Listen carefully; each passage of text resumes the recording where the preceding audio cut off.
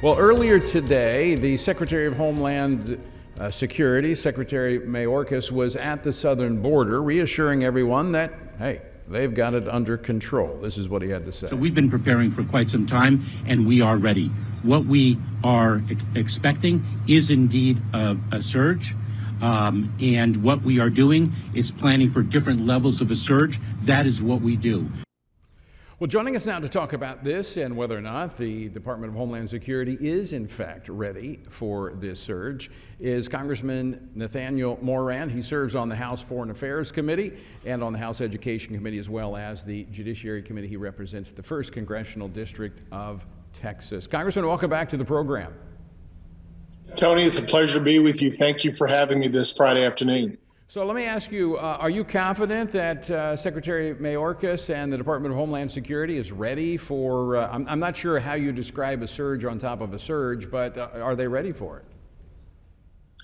it? Certainly, I'm not confident in what Secretary Mayorkas says in any regard, because when he says we don't have a border crisis and we're not going to have a border crisis, I have to scratch my head because he must be looking at a different border than I'm looking at. So with the military being staged on the border as well, President Biden this week sending 1,500 active duty troops in supportive roles, is this just play acting, or do you think the administration is getting serious about addressing the crisis at the border? Tony, it really is play acting, because if the administration was serious about first admitting that there is an issue on the border and then doing something about it, they've got the tools in place, and we've had the tools in place. All they have to do is enforce the law. And unfortunately, the president and his administration simply does not want to do that. They don't want to enforce the law on the border. And I'm reminded from time to time of folks that you meet that, you know, they want to try to come in and pretend like they're doing something when, in fact, they're the ones that help create the mess that they're pretending to fix. And in this situation, we know that's true because when we go from the years that President Trump was in charge, enforcing the law as it was on the books, and then we see the increase of numbers of illegal immigrants coming across our borders, a very porous border, over the past couple of years since President Biden took over.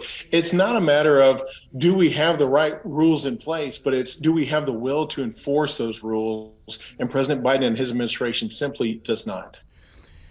This has fallen in large part to the states to essentially secure their borders. I mean, Texas, Arizona, California, but in particular Texas and Arizona, seeing a lot of the influx here, and the governor's taking on a lot of the role here.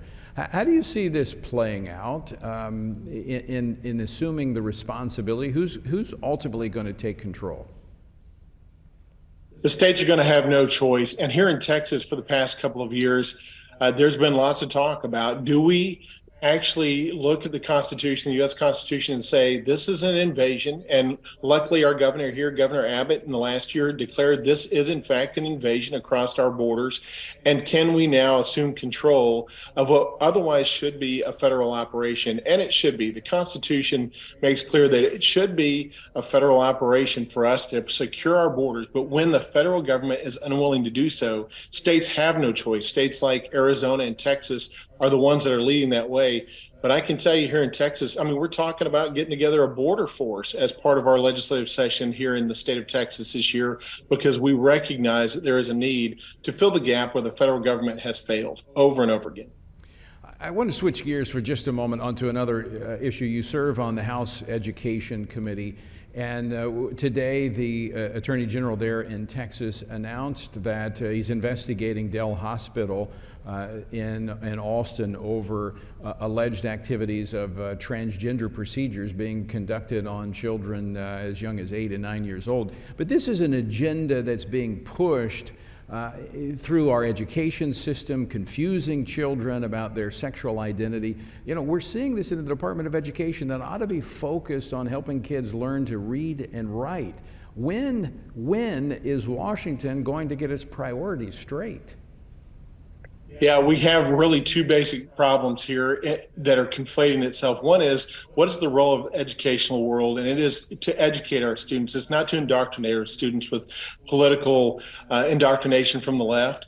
And then we also have this issue of immoral, this moral relativism, the unnatural state of our belief system that has gotten away from Judeo-Christian values. And somebody asked me about this the other day in an interview, and they said, I know that the transgender issue is complicated. And I stopped them and said, no, it's not complicated.